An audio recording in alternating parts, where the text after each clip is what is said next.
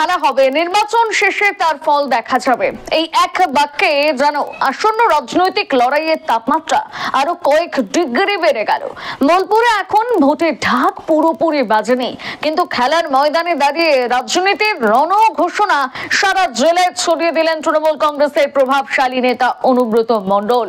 বোলপুর স্টেডিয়ামে বেঙ্গল সুপার লিগের theme song উদ্বোধনের উপলক্ষে আয়োজিত বর্ণাঢ্য অনুষ্ঠানে উপস্থিত হয়ে অনুব্রত মণ্ডল এবং রাজ্যের মন্ত্রী চন্দ্রনাথ সিং মূলত ক্রীড়া অনুষ্ঠানের মঞ্চ হলে অনুব্রতর উপস্থিতিতে তা মুহূর্তে রাজনৈতিক আবহে নয়া রূপ নেয়।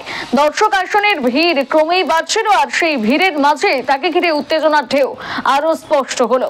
এদিন অনুব্রত মণ্ডল একেবারে রাজনীতির পারদ তুঙ্গে করে দিলেন। কি বললেন শোনাবো। আমি চাইবো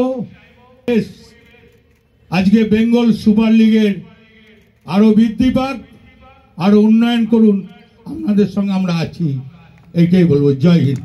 বীরভূমে আছে বীরভূম পোকা টাইগার, তাই আমি এই পোকা টাইগার একটা শো দেখলাম। আমি ধন্যবাদ জানাই বীরভূম মানুষকে। 17 তারিখ থেকে খেলা শুরু হচ্ছে বীরভূমের মাটিতে বেলা 1টার সময়।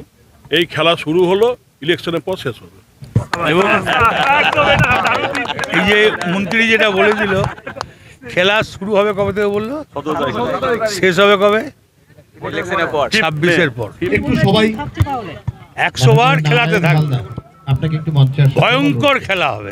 কয়েকজন কাউন্সিলরকে একটু আমরা সম্মাননা জ্ঞাপন করে নিই। দেখুন, কোনো ধর্ম নিয়ে কোনো কথা বলবো না, ধর্ম নিয়ে কথা বলতে রাজি নাই। খেলা হবে।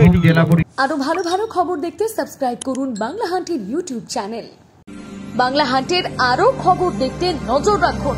বাংলা খবর মানেই বাংলা হান্ট।